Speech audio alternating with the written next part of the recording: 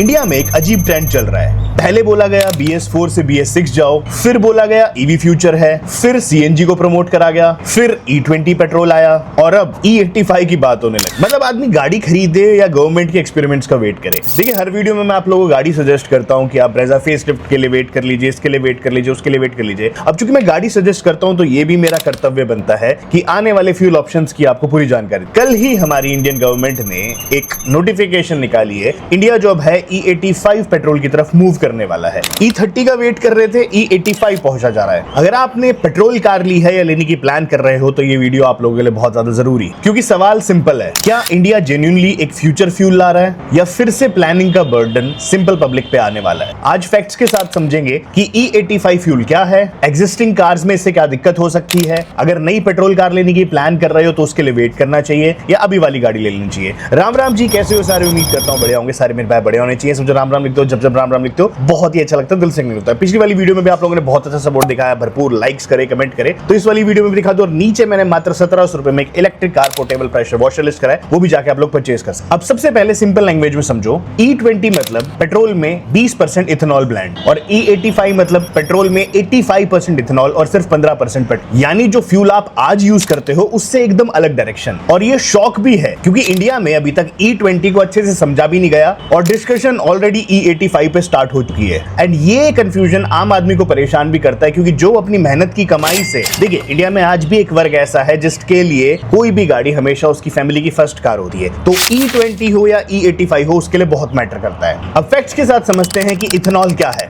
Ethanol एक alcohol based fuel है। इसे शुगर केन, मेज और एग्रीकल्चरल क्रॉप से बनाया जाता है। सुनने में जरूर अच्छा लगता है कि देसी फ्यूल है, इंपोर्ट कम होगा, फार्मर्स को फायदा होगा, पॉल्यूशन कम होगा, पेपर पे सब परफेक्ट लगता है, लेकिन रियलिटी हमेशा पेपर जैसी नहीं होती है। अब आ जाते हैं हमारे सेक्शन 2 में कि गवर्नमेंट E85 को क्यों पुश कर रही है। देखो, मेन रीजन सरकार जो बोलती है वो है ऑयल। इंडिया क्रूड ऑयल का ह्यूज इंपोर्टर है, तो जब ग्लोबल प्राइसेस बढ़ते हैं, पेट्रोल महंगा होता है, इन्फ्लेशन बढ़ती है, गवर्नमेंट प्रेशर में आ जाती है, तो सॉल्यूशन निकाला गया, ज्यादा इथेनॉल ब्लेंड करो। और दूसरा रीजन बताया गया, शुगर इंडस्ट्री और फार्मर्स को सपोर्ट। और तीसरा सबसे बड़ा रीजन, ग्रीन इमेज क्रिएट कर। खैर ये रीजंस गलत तो नहीं है, लेकिन इंप्लीमेंटेशन कैसे होगा ये असली सवाल है। अब आ जाते हैं हम लोग सेक्शन 3 में। सबसे बड़ा प्रॉब्लम, पब्लिक कंफ्यूजन। सोचो, एक नॉर्मल बायर शोरूम जाता है, उसको ऑलरेडी समझना होता है पेट्रोल लूं, डीजल लूं, CNG लूं, हाइब्रिड लूं, EV लूं, और अब एक ऑप्शन और आ गया, E20 कंपेटेबल लूं या फ्यूचर रेडी E85 लूं। Flex fuel, ECU, mileage, resale, wear and tears. अब ऐसा लगता है आम आदमी गाड़ी कम खरीद रहा है, इंजीनियरिंग का एग्जाम ज्यादा दे रहा है। तो पॉलिसीज जब क्लियर रोड मैप के बिना आती हैं, कंफ्यूजन तो क्रिएट करती ही करती है। अब सबसे बड़ा सेक्शन आ जाता है हमारा सेक्शन 4 कि करंट कार बायर्स को इससे क्या नुकसान हो। अगर आपके पास ऑलरेडी पेट्रोल कार है जिस पे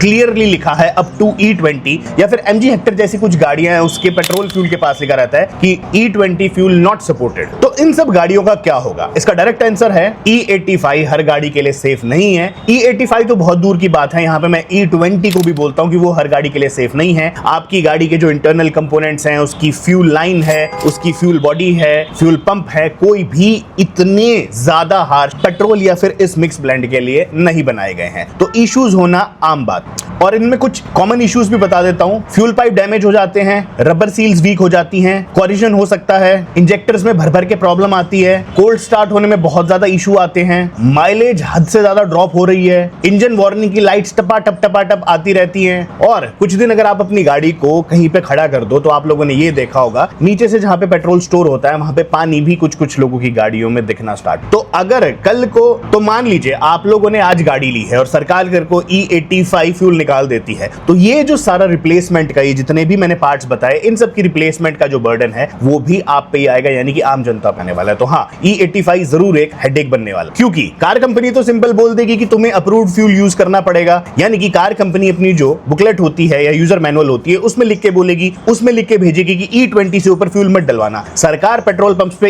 E85 मैंडेटरी कर रही है, तो बीच में जो पिसेगी वो है आम पब्लिक। या तो अपनी वारंटी से हाथ दो या फिर गाड़ी को आप घर पे खड़ा रखो। अब सेक्शन 5 की बात करें तो E20 पेट्रोल में भी लोगों ने जमकर कंप्लेंट की थी। कई यूजर्स ऑलरेडी कंप्लेन कर रहे हैं, माइलेज ड्रॉप हो चुकी है, इंजन की स्मूथनेस में काफी डिफरेंस आया है, लॉन्ग टर्म कंसर्न्स ऑलरेडी उनको परेशान कर रहे हैं। और अब जब E20 पे ही डिबेट खत्म नहीं हुई, तो जो ये E85 का जंप है, ये लॉजिकल है, ये जल्दबाजी, ये आप लोग लिख बताइएगा। और हाँ, ये जेन्युइन क्वेश्चन है, ये कोई आम क्वेश्चन नहीं है। सेक्शन 6 में बात करेंगे माइलेज का सच। ये जो अभी आप लोगों ने इतने दिन से इंस्टाग्राम, यूट्यूब हर जगह देखा कि E20 पेट्रोल से माइलेज ड्रॉप होती है नहीं होती है, कई लोग बोलते नहीं ऐसा कुछ भी नहीं हुआ, बट मैंने खुद ने फेस करा कि माइलेज ड्रॉप होती है। बट इस पे भी बात कर लेते हैं। ये सबसे बड़ा हिडन टॉपिक है, इथेनॉल की जो एनर्जी डेंसिटी होती है वो पेट्रोल से कम होती है। सिंपल लैंग्वेज में सेम लीटर फ्यूल से माइलेज कम हो सकती है। अब अगर कल को सरकार E85 ले भी आती है एंड फ्यूल के प्राइसेस कम करते हैं, बट इन द एंड पिसना आपको ही पड़ेगा, क्योंकि एक तो माइलेज कम मिलेगी, दूसरा आपकी गाड़ी में जो इतने सारे, आज अगर आप एक 6 या 7 साल में आप लोगों का फ्यूल पंप खराब होता था, शायद नहीं भी होता था, तो वो आप लोगों को जल्दी जल्दी रिप्लेस कराना पड़ेगा। तो कान चाहे इधर से पकड़ो चाहे इधर से, बात एक ही है। तो एक्चुअल सेविंग कितनी हुई इसका कोई कैलकुलेटर नहीं है, बस पब्लिक स्लोगन्स ही दिए जाते हैं। अब बात कर लेते हैं सेक्शन 7 का। E85 आएगा तो फ्लेक्स फ्यूल कार नाम से जो गाड़ियां हैं आप लोगों को अब सड़कों पे देखने को मिलेगी। तो फ्लेक्स फ्यूल कार क्या है? बेसिकली फ्लेक्स फ्यूल का मतलब होता है ऐसी गाड़ियां जिनको स्पेसिफिकली डिजाइन करा गया है जिसमें 83% से ज्यादा इथेनॉल यूज करा जा सकता है उसके फ्यूल। सिंपल सा मतलब है E85 is equal to flex fuel cars. तो गवर्नमेंट जैसे उन लोगों ने ईवी के लिए बोला कि ईवी लेके आओ, ईवी लेके आओ, उसी प्रकार से अब फ्लेक्स फ्यूल भी आप लोगों को देखने को मिलेगा। सुनने में तो अच्छा लगता है, लेकिन सवाल, क्या ये कार सस्ती होंगी? क्या मेंटेनेंस सेम होगा? क्या रीसेल वैल्यू स्ट्रांग होगी? क्या हर सिटी में ये फ्यूल मिलेगा? क्या रूरल एरियाज रेडी हैं?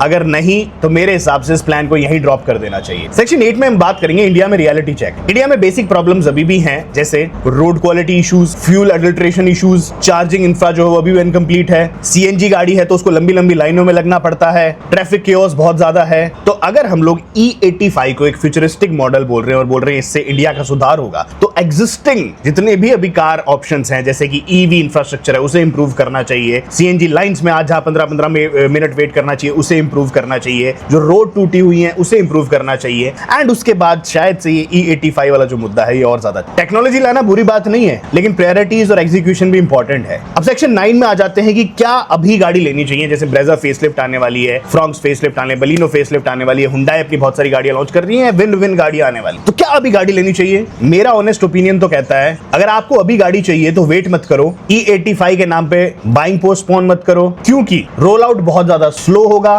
कार्स बहुत ज्यादा लिमिटेड होंगी, फ्यूल पंप्स लिमिटेड होंगे, पॉलिसी इवॉल्व होगी। आज की डेट में नॉर्मल बायर के लिए petrol safest, CNG economical, EV specific use case, diesel highway users and E85 future uncertainty. तो कुल मिला के कहने का मतलब है कि ये जो E85 चीज है ये अभी इंप्लीमेंट होने में बहुत ज्यादा टाइम लगेगा। अगर हो भी जाता है तो फ्लेक्स फ्यूल कार्स आएंगी, ये सिंपल गाड़ियों में नहीं डलेगा। अगर आपको इस चीज से डर लगता है कि E85 आ जाएगा और वो आपकी गाड़ी में डल जाएगा, तो ऐसा नहीं है। E85 की जो गाड़ियां है वो टोटली अलग बनाई जाती है, उन्हें FFV ही बोला जाता है कि जो फ्लेक्स फ्यूल सपोर्टिव गाड़ियां होती हैं वो ही इसको चला पाएंगी। उसके पेट्रोल पंप्स भी अलग होंगे, कुछ लिमिटेड पेट्रोल पंप्स में मिलेंगे। E20 को E25, E30 जरूर करा जा सकता है, बट E85 से डरने की जरूरत नहीं। तो मेरा फाइनल वर्डिक्ट ये है कि E85 एक कंसेप्ट बुरा नहीं है, लेकिन इंडिया में कंसेप्ट और इंप्लीमेंटेशन में बहुत फर्क। अगर रोड मैप क्लियर हुआ, इंफ्रा रेडी हुआ, अफोर्डेबल कार्स आई, फ्यूल अवेलेबल हुआ, तो ये जरूर सक्सेसफुल हो सकता है। लेकिन अगर फिर से हाफ प्रिपेयर्ड लॉन्च हुआ तो पब्लिक फिर से कंफ्यूज होगी और बिल भी पब्लिक ही देगी। तो बस इतना कहना चाहता हूं कि अगर आप लोग कंफ्यूज थे E85 से तो डरो मत। E20, E35, E40 ये सब आने में भी बहुत टाइम है। E85 जो है सिर्फ और सिर्फ फ्लेक्स फ्यूल के लिए गाड़ियों के लिए लाया जाएगा, जिसके बारे में नितिन गडकरी जी बहुत दिनों से बात कर रहे हैं। स्पेसिफिक कार्स होंगी, जैसे ईवी में आप लोग पेट्रोल नहीं डाल सकते, डीजल नहीं डाल सकते, उसी तरह जो आपकी E85 है वो टोटली अलग मॉडल्स निकाले जाए। तो देखते हैं आने वाला टाइम क्या लाता है। आज की वीडियो में इतना ही था, मेरे को बस आप लोगों से ये क्लियर करना था। आई होप मैं आपके सारे के सारे डाउट्स क्लियर कर पाया हूं। मिलूंगा आपसे कल, बाय और धन्यवाद।